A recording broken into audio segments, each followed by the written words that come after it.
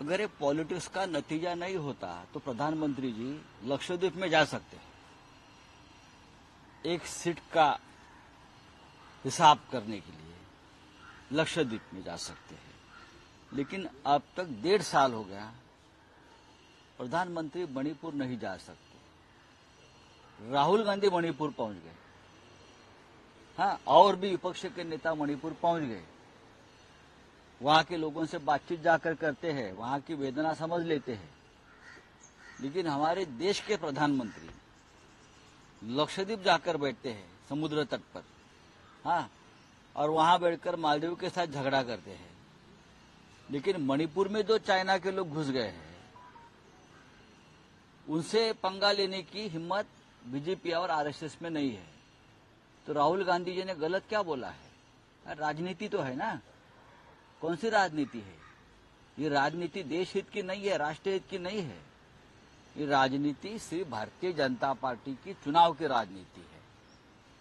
बोलिए सर, राम मंदिराच्या मुद्द्यावरून फडणवीसांनी पुन्हा एकदा लक्ष केलं उद्धव ठाकरेंना। बघा, राम मंदिर हा विषय जर फडणवीसांना लक्ष करण्याचा वाटत असेल महाराष्ट्रात शिवसेनेला, तर मला असं वाटतं फडणवीस यांनी गेल्या 30-35 वर्षातला राम मंदिर लढ्याचा इतिहास समजून घ्यावा। फडणवीस यांनी आधी स्वतःची खुर्ची सांभाळावी। ज्या पद्धतीनं त्यांना अपमानित करून अर्धवट उपमुख्यमंत्री केलेलं आहे ना, त्याच्यावर त्यांनी पाहावं। मी जे म्हणतो, या महाराष्ट्रामध्ये एक फुल 2 डाऊटफुल यांचं सरकार सुरू आहे, बरं का? आणि हे जे एक फुल आहेत ते सुद्धा राहणार नाहीत, आणि 2 डाऊटफुल उपमुख्यमंत्री आहेत। आता देवेंद्र फडणवीस हे मुख्यमंत्री उपमुख्यमंत्री सुद्धा पूर्ण नाही आहेत, त्या सुद्धा वाटेकरी आहेत। त्यांनी त्याच्यावर बोलावं। राम मंदिराच्या संदर्भात शिवसेनेचं योगदान काय आहे हे या जगातला प्रत्येक हिंदू जाणतो। तेव्हा देवेंद्र फडणवीस नव्हते, गोधडीमध्ये होते, सगळे गोधडीमध्ये रांगत होते। काय काय सांगतात ते राम मंदिरावर? आणि तुम्ही काय प्रश्न विचारता राम मंदिरावर आम्हाला? त्यांना विचारा प्रश्न, तुम्ही कुठे होतात म्हणून। डरपोक पळून गेले हे लोक, मैदान सोडून पळून जाणाऱ्या लोकांनी, अयोध्येच्या मैदानातून पळून जाणाऱ्या लोकांनी, या पळपुट्यांनी शिवसेनेच्या राम मंदिरातील योगदानावरती प्रश्न विचारावे।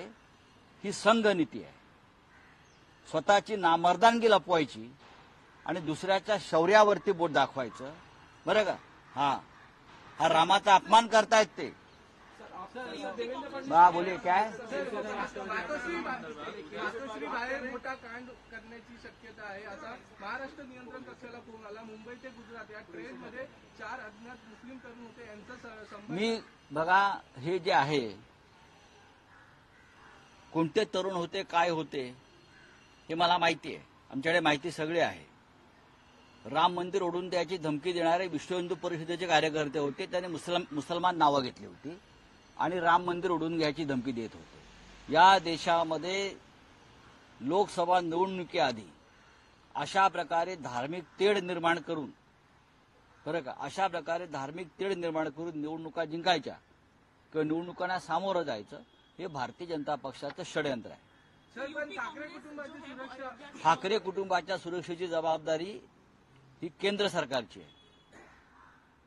महाराष्ट्रामध्ये जे डाऊटफुल सरकार आहे त्यांची नाही, ते सुडानं पेटलेलं सरकार आहे। ही जबाबदारी केंद्र सरकारची आहे। ज्या पद्धतीनं ठाकरे कुटुंबाचं संरक्षण, शिवसेना नेत्यांचं संरक्षण काढून घेतलेलं आहे, त्याच्यामुळे ही सगळी जबाबदारी उद्या भविष्यात काय घडलं तर ही या केंद्राची आणि महाराष्ट्राच्या गृह खात्याची आहे।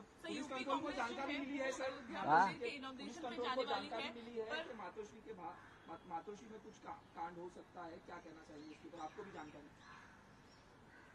ठीक है, कांड हो सकता है, जानकारी मिली है तो उसके ऊपर एक्शन लीजिए ना। हमको क्यों सवाल पूछ रहे? हमने बार बार कहा है, जिस तरह से ठाकरे परिवार की सुरक्षा में कमी की है, ये कौन सी राजनीति है? हम उनसे डरने वाले नहीं हैं। शिवसेना और शिवसैनिक ठाकरे परिवार की सुरक्षा के लिए हमेशा तैयार है। सर, शिवसेना राष्ट्रवादी एक लक्षात घ्या की उद्या, मी कालही सांगितलं, उद्या 4 वाजता वरळी डोम येथे माननीय उद्धव ठाकरे आणि काही कायदे पंडित यांची महापत्रकार परिषद आहे. त्याच्यामध्ये तुमच्या सगळ्या प्रश्नांना उत्तरं मिळतील आणि देशभरातल्या पत्रकारांना,